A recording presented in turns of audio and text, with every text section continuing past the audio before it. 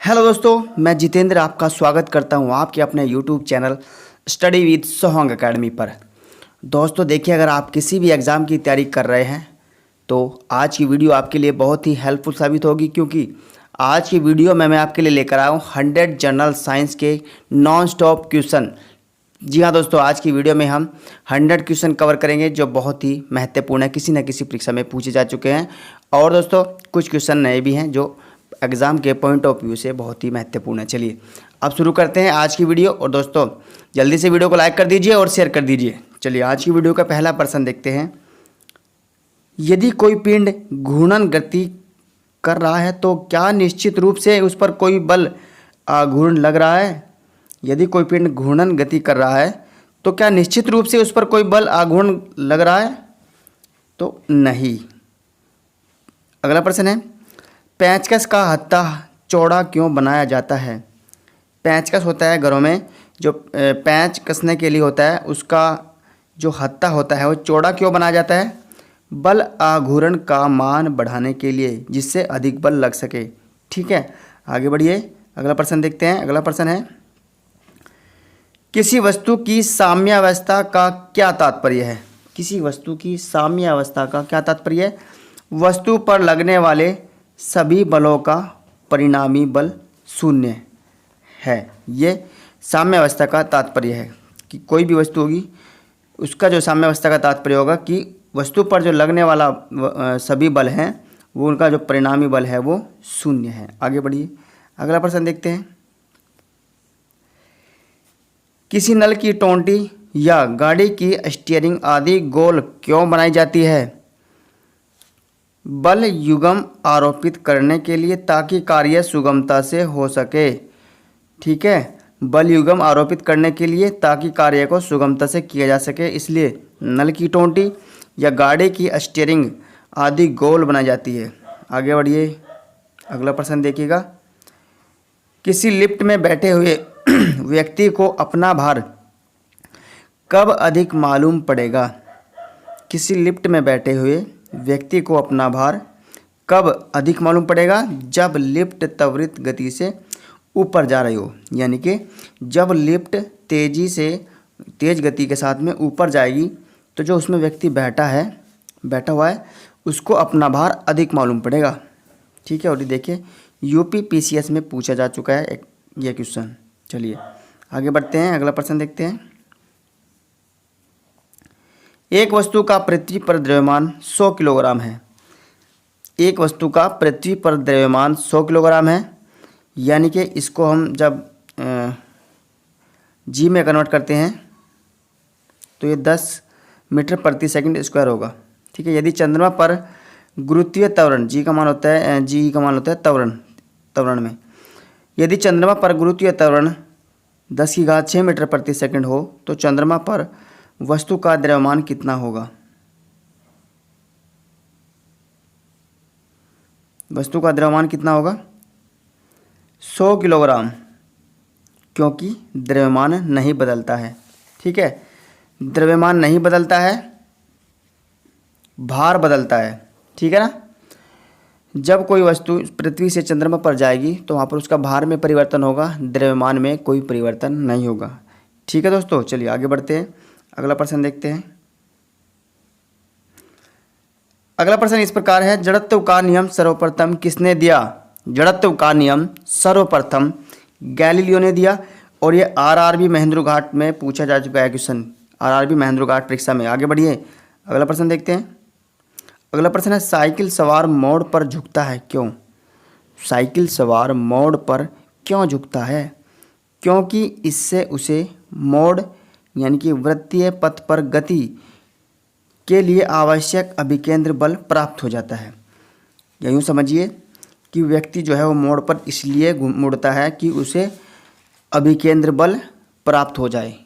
अभिकेंद्र जो बल है वो उसे आवश्यकता के अनुसार प्राप्त हो सके, इसलिए वह साइकिल को मोड़ पर वृत्तीय गति पर घुमाते टाइम मुड़ता है। चलिए आगे बढ़िए और देखिए दोस्तों, यह भी एग्जाम में पूछा जा चुका है।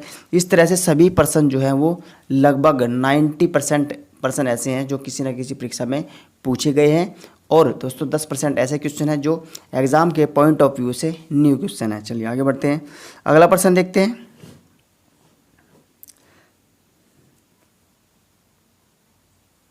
अगला प्रश्न इस प्रकार है, वीडियो को लास्ट तक देखिएगा, बहुत ही ध्यानपूर्वक देखिएगा। चलिए अगला प्रश्न है, एक समान आयतन के लकड़ी तथा लोहे के गोले को h ऊंचाई से एक साथ गिरा जाए तो कौन सी वस्तु पहले गिरेगी। यानी कि यूँ समझिए कि एक समान आयतन है, दोनों का ही समान आयतन है, लकड़ी के टुकड़े का भी और लोहे के टुकड़े का भी।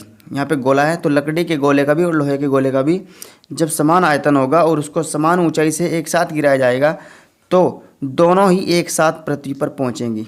ठीक है, दोनों वस्तुएं लकड़ी की भी और लोहे की भी दोनों एक साथ पृथ्वी पर पहुँचेंगी। चलिए आगे बढ़िए, अगला प्रश्न इस प्रकार है,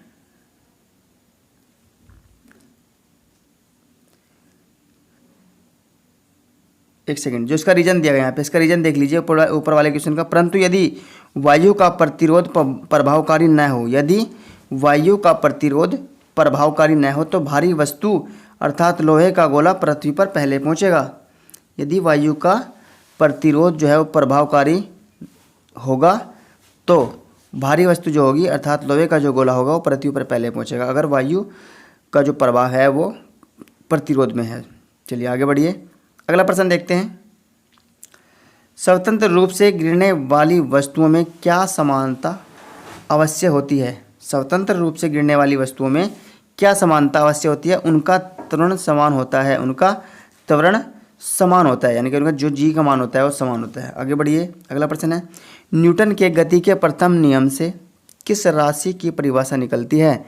न्यूटन का जो गति का प्रथम नियम है वहाँ से बल की परिभाषा निकलती है। ठीक है, न्यूटन के गति के प्रथम नियम से बल की परिभाषा का पता चलता है। आगे बढ़िए, अगला प्रश्न देखिएगा, ग्रहों की गति के नियम किसने प्रतिपादित किया। ग्रहों की गति के नियमों को किसने प्रतिपादित किया, केपलर ने। आगे बढ़ते हैं, अगला प्रश्न देखिएगा, संपर्क बल कॉन्टैक्ट फोर्स के अंतर्गत कौन कौन से बल आते हैं।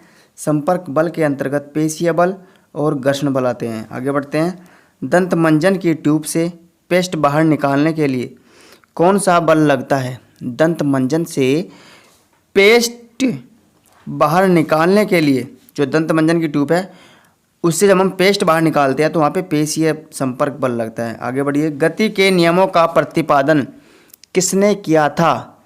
गति के नियमों का प्रतिपादन न्यूटन ने किया था। आगे बढ़ते हैं, अगला प्रश्न देखेंगे, गुरुत्वाकर्षण के नियम का आविष्कार किसने किया। गुरुत्वाकर्षण के नियम का आविष्कार न्यूटन ने किया। आगे बढ़ते हैं, यदि 1-1 किलोग्राम के दो पिंडों को 1 मीटर की दूरी पर रखा जाए तो इनके मध्य कितना बल लगेगा। दो पिंड है 1-1 किलोग्राम के और उनको 1 मीटर की दूरी पर रखा जाएगा तो इनके मध्य कितना बल लगेगा 6.67 गुना 10⁻⁻11 न्यूटन। आगे बढ़िए, अगला प्रश्न देखेंगे, ऊपर फेंकने पर वस्तु नीचे क्यों आती है। अगर हम किसी वस्तु को ऊपर फेंकते हैं आकाश की तरफ तो वस्तु नीचे क्यों आती है। गुरुत्वाकर्षण बल के कारण, पृथ्वी के अंदर गुरुत्वाकर्षण बल है इसलिए वो वस्तुओं को अपनी ओर आकर्षित करती है। आगे बढ़ते हैं, बल का CGS मात्रक डाइन व SI मात्रक न्यूटन में क्या संबंध है। जो बल का CGS मात्रक है डाइन है और SI मात्रक न्यूटन है तो इनमें क्या संबंध है।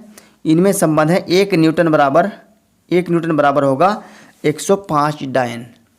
1 न्यूटन के बराबर 105 डाइन होता है। आगे बढ़ते हैं, अगला प्रश्न देखेंगे, पृथ्वी पर रखे 1 किलोग्राम द्रव्यमान के पिंड को पृथ्वी 9.8 न्यूटन बल से अपने केंद्र की तरफ खींचती है तो पिंड द्वारा पृथ्वी को किस बल से आकर्षित किया जाएगा। 9.8 न्यूटन। ठीक है, यदि पृथ्वी पर रखा है 1 किलोग्राम का द्रव्यमान का जो पिंड है वो पृथ्वी उसे 9.8 न्यूटन बल से अपने केंद्र की तरफ खींच रही है तो पिंड द्वारा पृथ्वी को किस बल से आकर्षित किया जाएगा। पिंड द्वारा पृथ्वी को 9.8 न्यूटन के द्वारा बल के द्वारा आकर्षित किया जाएगा। चलिए आगे बढ़ते हैं, अगला प्रश्न देखेंगे। अगला प्रश्न है, पृथ्वी सूर्य के चारों ओर निश्चित कक्षा में चक्कर किस बल के कारण लगाती है? पृथ्वी सूर्य के चारों ओर निश्चित कक्षा में चक्कर किस बल के कारण लगाती है? गुरुत्वाकर्षण बल के कारण। आगे बढ़ते हैं, अगला प्रश्न देखते हैं।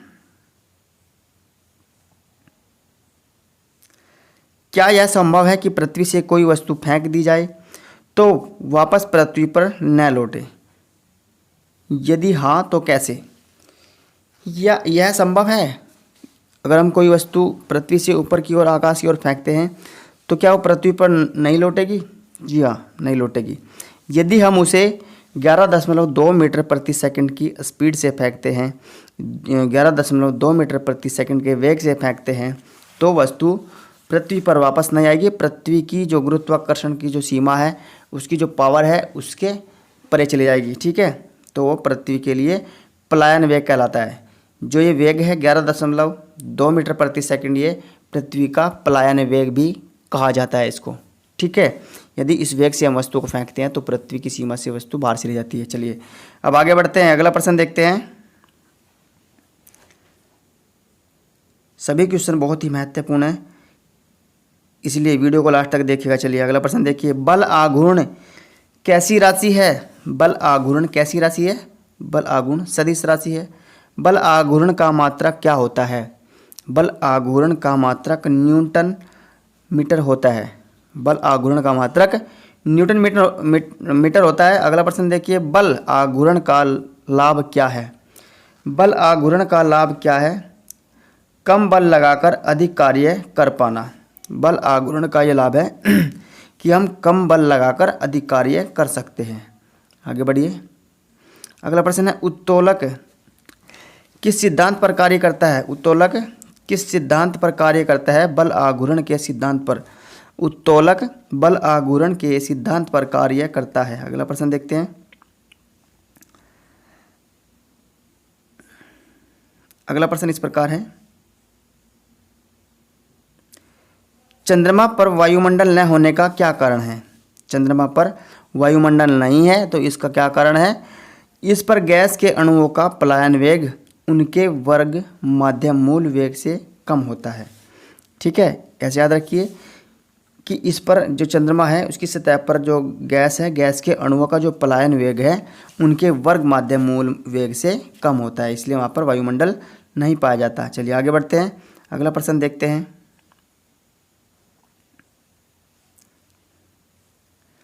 अगला जो प्रश्न है वो इस प्रकार है, ध्यान से देखिएगा।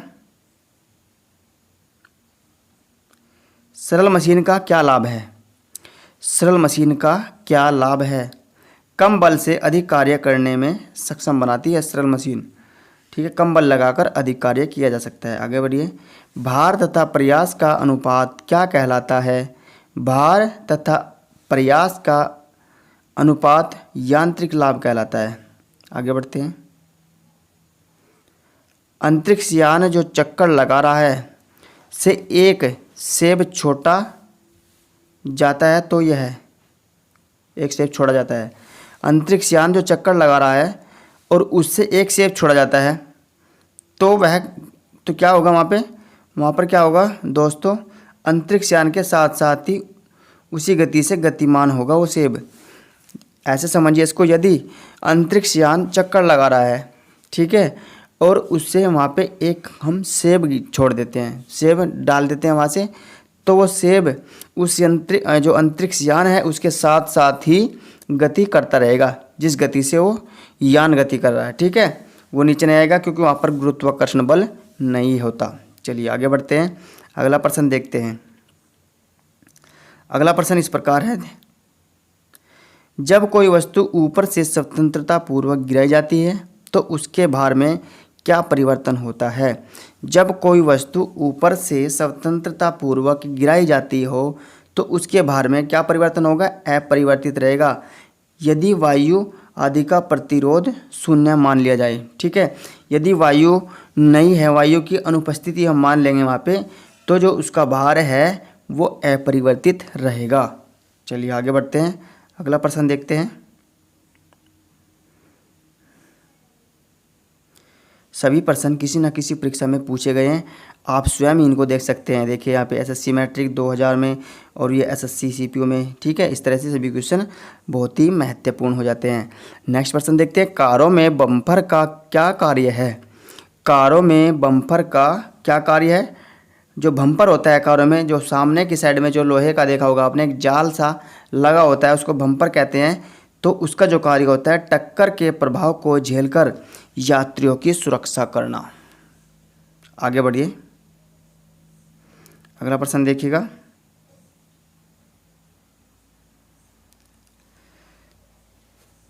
तुल्यकाली उपग्रह की परिक्रमण अवधि कितनी होती है? तुल्यकाली उपग्रह की परिक्रमण अवधि 24 घंटे की होती है, याद रखिएगा। आगे बढ़िए, तालाब या नदी में तैरते समय गति के किस नियम की पुष्टि होती है? यदि हम तालाब या नदी में तैर रहे हैं तो वहाँ पर कौन सा नियम लगता है? किस नियम का वहाँ पे स्पष्टीकरण होता है? गति के तृतीय नियम का। वहाँ पर जो गति का तृतीय नियम है, क्रिया प्रतिक्रिया का नियम, वो वहाँ पे लागू होता है, ठीक है। वहाँ पर उसका जो नियम है वो उसकी तृतीय नियम की पुष्टि होती है, गति के नियम की। चलिए आगे बढ़िए, अगला प्रश्न देखिएगा। अगला प्रश्न इस प्रकार है, किसी कृत्रिम उपग्रह से कोई वस्तु बाहर फेंक दे तो वह कहाँ जाएगी? किसी कृत्रिम उपग्रह से यदि हम कोई वस्तु बाहर फेंकेंगे तो उसी ग्रह की गति का अनुसरण करेगी, जैसे मैंने पीछे बताया क्वेश्चन में ठीक है। वो उसी जो उपग्रह है, कृत्रिम उपग्रह है, उससे हम जो वस्तु फेंकेंगे तो वो उस उपग्रह के साथ साथ ही गति करती रहेगी, ठीक है, वो कहीं नहीं जाएगी। क्योंकि वहाँ पर गुरुत्वाकर्षण का अभाव होता है, वहाँ पर गुरुत्वाकर्षण नहीं होता है। तो आगे बढ़ते हैं, अगला प्रश्न देखेंगे। अगला प्रश्न इस प्रकार है, सड़क पर चलने की अपेक्षा बर्फ़ पर चलना कठिन है। यदि हम सड़क पर चलते हैं तो वो आसान है, और अगर हम बर्फ़ पर चलते हैं तो वो सड़क की अपेक्षा बहुत कठिन है, ये यहाँ पर कहा गया है। क्यों? क्या रीज़न है, क्या कारण है? क्योंकि बर्फ़ में सड़क की अपेक्षा घर्षण कम होता है। बर्फ़ के ऊपर जब हम चढ़ते हैं तो वहाँ पे फिसलते रहते हैं, वहाँ पर घर्षण नहीं होता, इसलिए वहाँ पर हमारे पैर जो हैं नहीं जमते, ठीक है। और यह घर्षण ही है जो सतह को पैरों से दबाने की प्रतिक्रिया स्वरूप हमें आगे धकेलता है। यानी कि हम जो चलते हैं सड़क के ऊपर तो एक घर्षण के कारण चलते हैं, ठीक है। अगर घर्षण बल नहीं होगा सड़क में और हमारे बीच में तो हम नहीं चल सकेंगे, जैसे बर्फ़ के ऊपर। आगे बढ़िए, अब अगला प्रश्न देखते हैं। अगला प्रश्न इस प्रकार है, किस भारतीय वैज्ञानिक ने न्यूटन से पूर्व ही बता दिया था कि सभी वस्तुएं पृथ्वी की ओर आकर्षित होती हैं? किस भारतीय वैज्ञानिक ने न्यूटन से पहले ही बता दिया था? यानी कि न्यूटन ने तो बाद में बताया, न्यूटन से पूर्व ही बता दिया था। तो वो भारतीय कौन है? ब्रह्मगुप्त। ब्रह्मगुप्त ने न्यूटन से पूर्व ही, न्यूटन से पहले ही बताया था कि पृथ्वी की जो वस्तु है वो पृथ्वी की ओर आकर्षित होती है, यानी कि पृथ्वी वस्तुओं को अपनी ओर आकर्षित करती है। गुरुत्वाकर्षण का सिद्धांत बता दिया था पहले, ठीक है। चलिए आगे बढ़ते हैं, अगला प्रश्न देखते हैं। गुरुत्वाकर्षण का सिद्धांत किसने दिया? गुरुत्वाकर्षण का सिद्धांत सर आइजैक न्यूटन ने दिया। अब बताया तो था ब्रह्मगुप्त ने, लेकिन जो सिद्ध किया वो किसने किया? सर आइजैक न्यूटन ने किया, ठीक है, और उसे गुरुत्वाकर्षण नाम दे दिया। चलिए आगे बढ़ते हैं, अगला प्रश्न देखते हैं। अब अंतरिक्ष यात्री अंतरिक्ष यान में सीधे खड़े नहीं रह सकते, क्यों? अंतरिक्ष यात्री जो होते हैं वो अंतरिक्ष यान में सीधे खड़े नहीं रह सकते, क्योंकि वहाँ पर जो है गुरुत्वीय बल के कारण, वहाँ पर जो गुरुत्वीय बल है वो नहीं होता है। वहाँ पर जो गुरुत्व बल होता है वो अक्षीण होता है, ठीक है, अक्षीण गुरुत्वीय बल के कारण। आगे बढ़िए, अगला प्रश्न देखते हैं। किसी पिंड का भार पृथ्वी पर कहाँ अधिकतम होता है? किसी पिंड का भार पृथ्वी पर कहाँ अधिकतम होता है? ध्रुवों पर, पोल्स पर जब हम जाएंगे कोई वस्तु लेकर, कोई पिंड लेकर, तो वहाँ पर उसका भार अधिक होगा, ठीक है। कोई भी पिंड होगा और अगर उसको हम ध्रुवों पर ले जा रहे हैं तो वहाँ पर उसका भार अधिकतम होगा। आगे बढ़िए, अगला प्रश्न देखते हैं। सूक्ष्मदर्शी का आविष्कार किसने किया था? सूक्ष्मदर्शी का आविष्कार जेड जॉनसन ने किया। अगला प्रश्न देखिए, फाउंटेन पेन किस सिद्धांत पर कार्य करता है?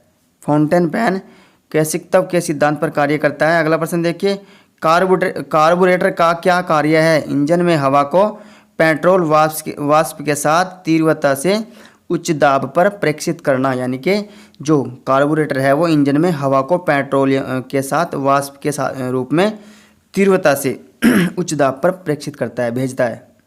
आगे बढ़ते हैं। अगला प्रश्न देखेंगे अब। अगला जो प्रश्न है, अंतरिक्ष किरणों की खोज किसने की? अंतरिक्ष किरणों की खोज हैस ने की। अंतरिक्ष किरणों को कॉस्मिक रेज भी कहते हैं इंग्लिश में। अगला प्रश्न देखते हैं। उड़ान अभिलेखी फ्लाइट रिकॉर्डर का तकनीकी नाम क्या है? उड़ान अभिलेखी का तकनीकी नाम है ब्लैक बॉक्स। अगला प्रश्न देखते हैं। विज्ञान दिवस 28 फरवरी को किस उपलक्ष्य में मनाया जाता है? 28 फरवरी को हम विज्ञान दिवस के रूप में मनाते हैं। और ये किस उपलक्ष्य में मनाते हैं? क्योंकि इस दिन भारतीय वैज्ञानिक सीवी रमन ने रमन प्रभाव की खोज की थी। जो भारतीय वैज्ञानिक हैं सीवी रमन, उन्होंने रमन प्रभाव की खोज की थी, इसलिए 28 फरवरी को विज्ञान दिवस के रूप में हम मनाते हैं। आगे बढ़िएगा, अगला प्रश्न देखते हैं। पृथ्वी दिवस का संबंध किस चीज से है? पृथ्वी दिवस का संबंध पर्यावरण से है। राष्ट्रीय विज्ञान दिवस कब मनाया जाता है? अभी बताया 28 फरवरी को मनाते हैं, क्योंकि इस दिन डॉक्टर जो भारतीय वैज्ञानिक है डॉक्टर सीवी रमन, उन्होंने रमन प्रभाव की खोज की थी। आगे बढ़िए, अगला प्रश्न देखिए। 1988 में किसकी जन्म शताब्दी मनाई गई थी? 1988 में सीवी रमन की जन्म शताब्दी मनाई गई थी। आगे बढ़ते हैं, अगला प्रश्न देखते हैं। ओजोन परत संरक्षण दिवस कब मनाया जाता है? ओजोन परत संरक्षण दिवस 16 सितंबर को मनाया जाता है। आगे बढ़िए। 14 दिसंबर को कौन सा दिन मनाया जाता है? 14 दिसंबर को कौन सा दिन मनाते हैं? ऊर्जा संरक्षण दिवस, राष्ट्रीय ऊर्जा संरक्षण दिवस मनाते हैं 14 दिसंबर को। ठीक है, आगे बढ़ते हैं। अंतर्राष्ट्रीय परमाणु ऊर्जा एजेंसी का मुख्यालय कहाँ है? अंतर्राष्ट्रीय परमाणु ऊर्जा एजेंसी का मुख्यालय वियना में है। नेक्स्ट है, भारत के प्रथम परमाणु भट्टी का क्या नाम है? भारत की जो प्रथम परमाणु भट्टी है उसका नाम है अप्सरा, और इसकी स्थापना कब हुई थी? जो इसका 1965 ईस्वी में। आगे बढ़िए, अगला प्रश्न इस प्रकार है। ब्लैक होल सिद्धांत का प्रतिपादन किसने किया? ब्लैक होल का प्रतिपादन किसने किया? सुब्रमण्यम चंद्रशेखर ने या एस चंद्रशेखर ने। अगला प्रश्न देखिए। डॉक्टर होमी भाभा को पद्म भूषण पुरस्कार कब प्रदान किया गया? डॉक्टर होमी भाभा को पद्म भूषण पुरस्कार 1954 ईस्वी को दिया गया। आगे बढ़ते हैं, अगला प्रश्न देखते हैं। आज विज्ञान के क्षेत्र में सर्वाधिक राशि किस पुरस्कार के तहत दी जाती है? आज विज्ञान के क्षेत्र में सर्वाधिक राशि मूलभूत भौतिकी पुरस्कार के तहत दी जाती है। अगला प्रश्न देखिए। भारत में परमाणु ऊर्जा का जनक किस वैज्ञानिक को कहा जाता है? भारत में परमाणु ऊर्जा का जनक डॉक्टर होमी जहांगीर भाभा को कहा जाता है। आगे बढ़ते हैं, अगला प्रश्न देखते हैं। होमी भाभा पुरस्कार किस क्षेत्र में विशेष योगदान के लिए दिया जाता है? जो होमी भाभा पुरस्कार है वो नाभिकीय ऊर्जा के क्षेत्र में विशेष योगदान के लिए दिया जाता है, नाभिकीय ऊर्जा के क्षेत्र में। ठीक है, आपसे पूछा जाएगा कि होमी भाभा पुरस्कार किस क्षेत्र में दिया जाता है, तो वो नाभिकीय ऊर्जा के क्षेत्र में। अगला प्रश्न देखिएगा। अगला प्रश्न इस प्रकार है। स्टीफन हॉकिंस कौन थे? ठीक है, अब उनका जो है देहांत हो चुका है। तो ब्रिटेन के भौतिक शास्त्री जिन्होंने मोटर न्यूरॉन बीमारी से, देखिए वो ब्रिटेन के भौतिक शास्त्री थे और उन्हें मोटर न्यूरॉन बीमारी थी। ठीक है, और उसके होने के बावजूद भी ब्रह्मांड विज्ञान में से अभूतपूर्व योगदान दिया। ठीक है, उन्होंने बीमारी से ग्रसित होने के बावजूद भी ब्रह्मांड विज्ञान में अभूतपूर्व योगदान दिया। आगे बढ़ते हैं, अगला प्रश्न देखते हैं। भारत के किस वैज्ञानिक ने भौतिक विज्ञान व जीव विज्ञान दोनों विषयों में अनुसंधान किया? भारत के वैज्ञानिक हैं जगदीश चंद्र बसु। इन्होंने भौतिक विज्ञान व जीव विज्ञान दोनों विषयों में अनुसंधान किया है। आगे बढ़ते हैं, अगला प्रश्न देखिएगा। नोबेल पुरस्कारों की स्थापना कब और कैसे हुई? नोबेल पुरस्कारों की स्थापना 1895 में हुई और अल्फ्रेड नोबेल की वसीयत द्वारा हुई। ठीक है, नोबेल पुरस्कार की शुरुआत 1895 ईस्वी में अल्फ्रेड नोबेल की वसीयत द्वारा। आगे बढ़ते हैं। नोबेल पुरस्कार सर्वप्रथम कब दिए गए? नोबेल पुरस्कार सर्वप्रथम सन 1901 ईस्वी में दिए गए थे। अगला प्रश्न देखिएगा। कृष्ण छिद्र जिसको ब्लैक होल भी कहते हैं की खोज किसने की? सर्वप्रथम किसने की? एस चंद्रशेखर ने, डॉक्टर सुब्रमण्यम चंद्रशेखर ने। ठीक है, आगे बढ़ते हैं। अगला प्रश्न देखिएगा। अल्फ्रेड नोबेल ने किस वस्तु का आविष्कार किया था? डायनामाइट का। अल्फ्रेड नोबेल ने डायनामाइट का आविष्कार किया, वह धुआं रहित गन पाउडर का भी आविष्कार किया था। ठीक है, और ये देखिए क्वेश्चन आरआरबी गोरखपुर के एग्जाम में पूछा जा चुका है। आगे बढ़ते हैं। अगला प्रश्न देखते हैं। अल्फ्रेड नोबेल के नाम पर किस तत्व का नाम रखा गया? अल्फ्रेड नोबेल के नाम पर नोबिलियम तत्व का नाम रखा गया, नोबिलियम। आगे बढ़ते हैं। अगला प्रश्न देखिएगा।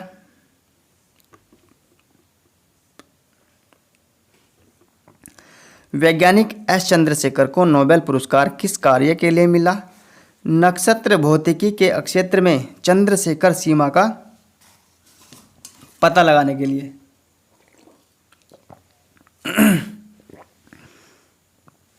ठीक है, वैज्ञानिक है एस चंद्रशेखर, इन्हें नोबेल पुरस्कार नक्षत्र भौतिकी के क्षेत्र में चंद्रशेखर सीमा का पता लगाने के लिए मिला। आगे बढ़ते हैं। अगला प्रश्न इस प्रकार है। किसने यह सिद्ध किया कि सूर्य के द्रव्यमान से 1.44 गुना कम द्रव्यमान वाले तारे मर्त होकर श्वेत वामन तारे में बन जाते हैं? समझिए इसको। यह किसने कहा, यह किसने सिद्ध किया कि सूर्य के द्रव्यमान से 1.44 गुना कम द्रव्यमान वाले तारे मृत होकर श्वेत वामन तारे बन जाते हैं? तो ये एस चंद्रशेखर ने कहा था। ठीक है, डॉक्टर सुब्रमण्यम चंद्रशेखर ने। चलिए आगे बढ़ते हैं। अगला प्रश्न देखते हैं।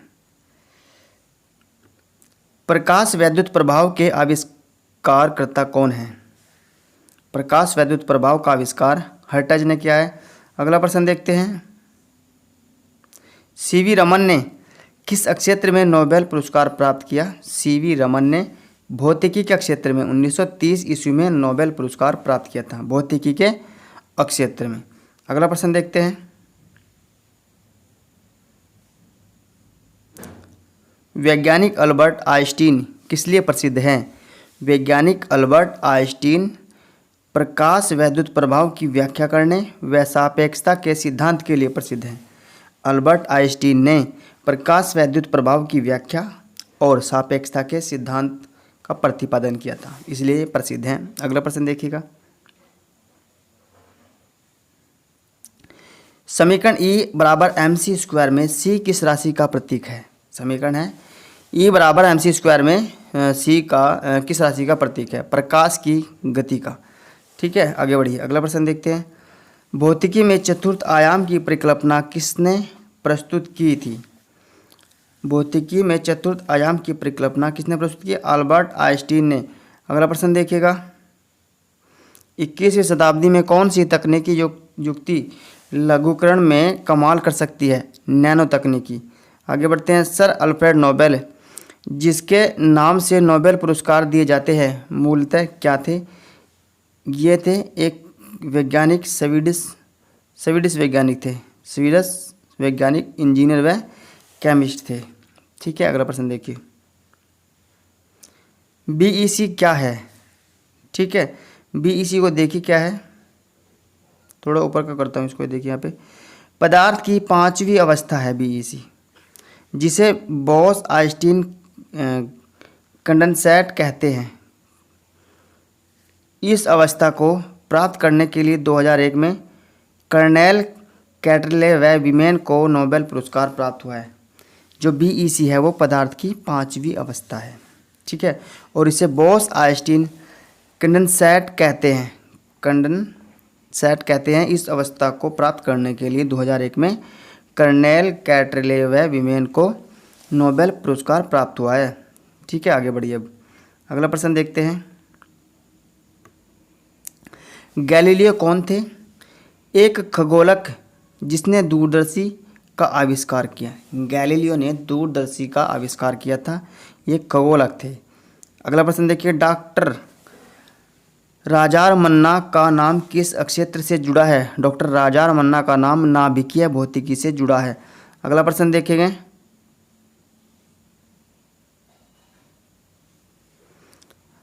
प्रोफेसर मेघनाथ साहा का किस क्षेत्र में उल्लेखनीय योगदान रहा है? ऊष्मा गतिकी व खगोल विज्ञान के क्षेत्र में। आगे बढ़ते हैं। अगला प्रश्न है प्रोफेसर यू आर राव ने किस क्षेत्र से संबंधित है? प्रोफेसर यू आर राव अंतरिक्ष अनुसंधान से संबंधित है। आगे बढ़ते हैं। अगला प्रश्न है पाई क्या है? पाई क्या है? किसी वृत्त के परिधि व व्यास का अनुपात। पाई जो है वो किसी वृत्त के परिधि व व्यास का अनुपात है। आगे बढ़ते हैं। पाई कैसी संख्या है? पाई एक अपरिमेय संख्या है। अगला प्रश्न है वृत्त की परिधि व व्यास का अनुपात कितना होता है? वृत्त की परिधि या व्यास का अनुपात होता है 22/7 यानी कि पाई के बराबर होता है, लगभग 3.1416 के बराबर होता है। चलिए आगे बढ़िए। अगला प्रश्न है पाई को अपरिमेय संख्या मानने का क्या कारण है? क्योंकि इसका निश्चित मान नहीं ज्ञात किया जा सकता, अर्थात इसे a/b के रूप में या p/q के रूप में नहीं लिखा जा सकता। ठीक है, इसलिए जो पाई है उसको अपरिमेय संख्या माना गया है क्योंकि इसका निश्चित मान नहीं है और इसको p/q के या a/q के यानी कि इसको भिन्न के रूप में नहीं लिख सकते हैं। आगे बढ़िए। अगला प्रश्न देखिए। इसको परिमेय के रूप में नहीं लिख सकते हैं यानी परिमेय संख्या नहीं है नहीं। अगला प्रश्न देखते हैं।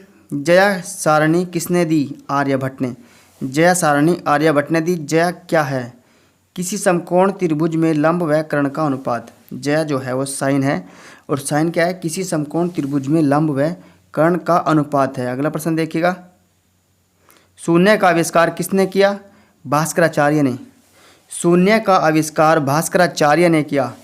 शून्य के कार्य करने के नियम किसने दिए? शून्य के कार्य करने के नियम ब्रह्मगुप्त ने दिए। ठीक है, अगला प्रश्न देखिए। प्रथम परमाणु परीक्षण कब व कहाँ किया गया था? प्रथम परमाणु परीक्षण कब व कहाँ किया गया था? 18 मई 1974 को पोखरण जो राजस्थान में है। पोखरण कहाँ है? राजस्थान में है। यहाँ पर प्रथम परमाणु परीक्षण किया गया था 18 मई 1974 ईस्वी में। चलिए आगे बढ़ते हैं। अगला प्रश्न देखते हैं।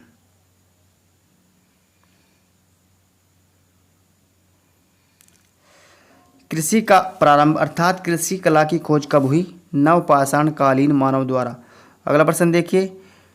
भारत में लेखन कला का आरंभिक साक्ष्य कहाँ से मिलता है? ईसा से लगभग 2000 वर्ष पूर्व का सिंधु सभ्यता से मिलता है लेखन कला का प्रारंभिक साक्ष्य।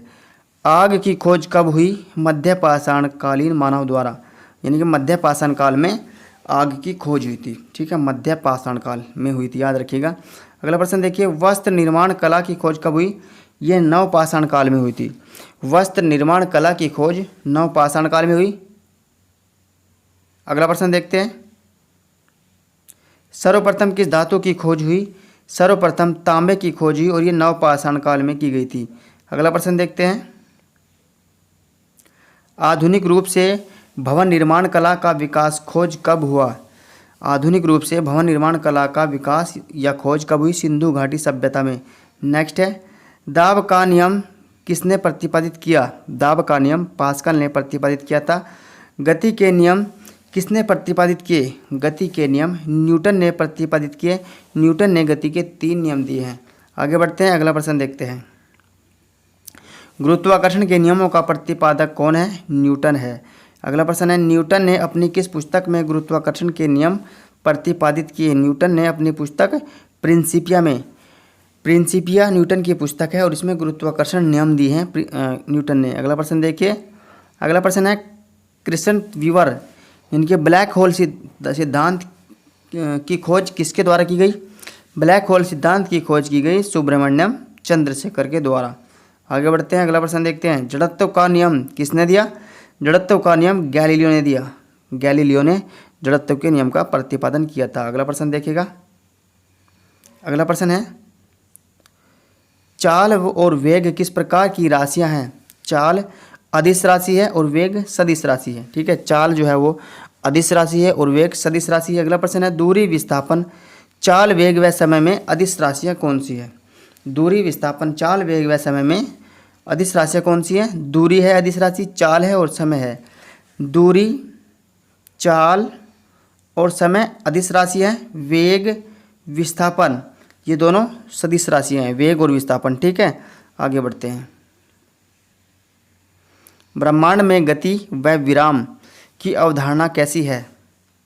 ब्रह्मांड में गति व विराम की अवधारणा सापेक्ष है। अगला प्रश्न है, किसी समय में निर्दिष्ट दिशा में चली गई दूरी को क्या कहते हैं? किसी समय में निर्दिष्ट दिशा में चली गई दूरी को विस्थापन कहते हैं। यानी कि कोई किसी समय में जब हम दिशा के अनुकूल दूरी को तय करेंगे, चलेंगे, वहाँ पर उसको क्या कहेंगे? विस्थापन, डिस्प्लेसमेंट कहेंगे। अगला प्रश्न है, गैस के अणुओं की गति कैसी होती है? गैस के अणुओं की गति अनियमित होती है। ठीक है, और देखिए ये भी एग्जाम में पूछा गया है। तो दोस्तों ये थे आज की वीडियो के नॉन स्टॉप 100 जीएस क्वेश्चन। दोस्तों 100 से लगभग ऊपर ही होंगे, कम नहीं होंगे। ठीक है दोस्तों, क्वेश्चन बहुत ही महत्वपूर्ण है एग्ज़ाम के पॉइंट ऑफ व्यू से। क्वेश्चन कैसे लगे कमेंट कीजिएगा। क्वेश्चन अगर अच्छे लगे हो तो लाइक कर दीजिएगा और वीडियो को शेयर कर दीजिए। ठीक है दोस्तों, और अगर आप मेरे चैनल पर नए हैं तो चैनल को सब्सक्राइब कर लीजिए और घंटी का बटन दबा दीजिए। और हाँ, अभी हम जो हमारे वन लाइनर है, थ्योरेटिकल पोर्शन है, उसको हम कंप्लीट कर रहे हैं। जब ये कंप्लीट हो जाएंगे, टोटल साइंस के क्वेश्चन कंप्लीट हो जाएंगे, तो उसके बाद में हम ऑब्जेक्टिव क्वेश्चन, वस्तुनिष्ठ क्वेश्चनों को स्टार्ट करेंगे प्रैक्टिस सेट के रूप में। ठीक है दोस्तों, तो दोस्तों जुड़ रहिए मेरे साथ ऐसे ही। Thanks for watching. जय हिंद दोस्तों।